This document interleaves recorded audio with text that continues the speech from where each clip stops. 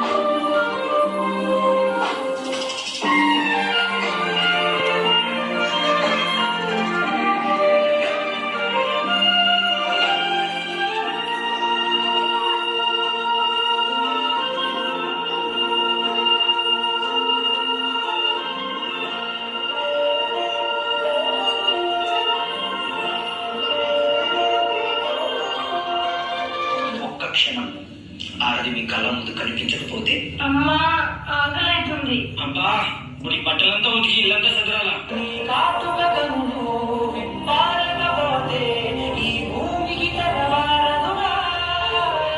ఆ ఒక్క క్షణం ఆడవాళ్ళ విలువ తెలుస్తుంది.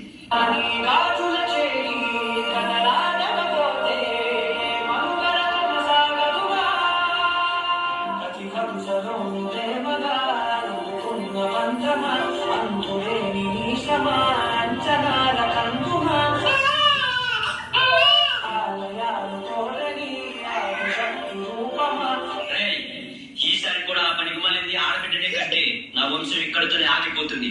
ఈసారి మగబిడ్డని కనకపోతే నువ్వు వేరే పెళ్లి చేసుకొని నా వంశాన్ని నిలబెట్టాలి, అర్థమవుతుందా? మావయ్య ఇంటికి వారసుని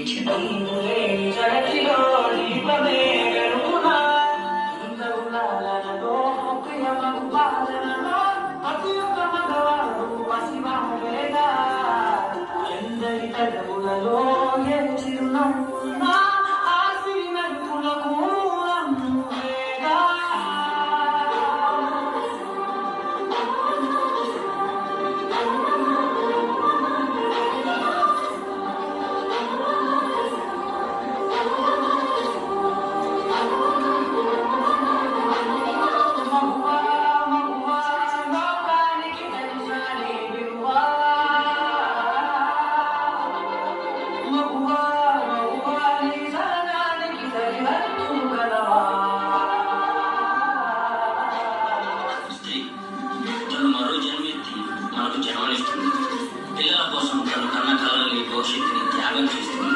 ప్రతి మగాడి విజయం వెనుక ఒక ఆడది ఉంటుంది అంటారు. వెనకబడేది మనం కింద పడితే అమ్మ అంటారు. అలాంటి స్త్రీని పడేస్తూనే ఉన్నాం, అగాధాల్లోకి పడేస్తూనే ఉన్నాం.